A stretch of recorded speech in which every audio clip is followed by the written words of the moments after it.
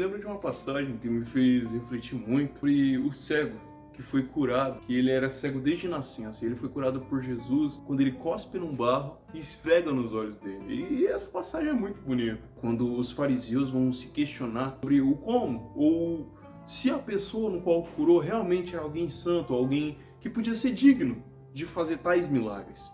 Se na visão dos fariseus Jesus era alguém pecador, por que alguém como ele poderia fazer milagres? Apesar de que já sabemos que Cristo não cometeu pecado algum.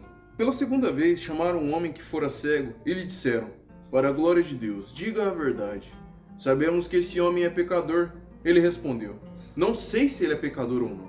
Uma coisa sei, eu era cego e agora vejo. Sabemos que Deus não ouve pecadores, mas ouve o homem que teme e pratica a sua vontade. Ninguém jamais ouviu que os olhos de um cego de nascença tivessem sido abertos. Se esse homem não fosse de Deus, não poderia fazer coisa alguma. Diante disso, eles responderam: você nasceu cheio de pecado. Como tem a ousadia de nos ensinar? E o expulsaram. Chamam o seu trigo, acredito no verbo. Essa passagem é muito legal porque nos faz refletir. Como alguém que veio de um lugar tão simples, ou como alguém que pode ter cometido tantos pecados em toda a sua vida, pode chegar na casa do Pai e fazer milagres. Um dos que, primeiramente, previu que Jesus viria, não foi apenas um profeta, mas foi um profeta pagão. Um profeta como Balaão. Balaão previu que Jesus viria. Eu o vejo, mas não agora. Eu o avisto, mas não de perto. Uma estrela surgirá de Jacó. Um cetro se levantará de Israel. Não fomos nós que escolhemos, mas foi ele que nos escolheu. Fui eu que escolhi a voz. E escolhi a voz para que deem frutos. Ou seja, mesmo que aqueles que estão lá fora, mesmo aqueles que podem ser o filho pródigo, aquele que está tão distante do pai, aquele que está tão distante da igreja, mesmo aquele que não se encontra em meio ao convívio, a uma associação, mesmo aquele estando lá fora, tendo conhecimento de quem é o Pai, de quem é o Cristo, pode fazer sim milagres. Eu não me refiro ao pecador em si, pois ele diz, Deus não pode ouvir o pecador. Ele o ouve, mas não significa que ele o atende. Apesar do pecado de Balaão ser um pagão, ou apesar de os magos serem pagãos e não ter vindo de Israel e não serem de Israel, eles ainda assim sabiam aonde estava o Senhor. Eles sabiam sobre as profecias de que uma estrela surgiria, a estrela de Jacó, bastando que em nome dele a gente cure, como Jesus deixou claro, aqueles que não estão contra ele, estão com ele.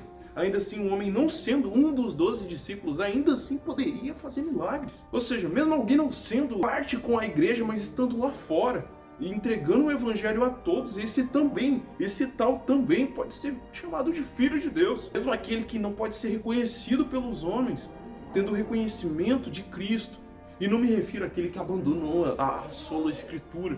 Como Paulo mesmo diz, é verdade que alguns pregam Cristo por inveja e rivalidade, mas outros o fazem de boa vontade. Estes o fazem por amor, sabendo que aqui me encontro para a defesa do evangelho.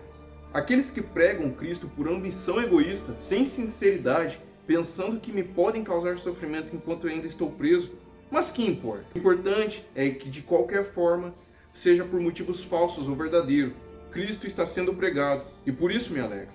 De fato, continuarei a alegrar-me. Mesmo aqueles que pregarem por egoísmo, Jesus ele por si só pode defender-se.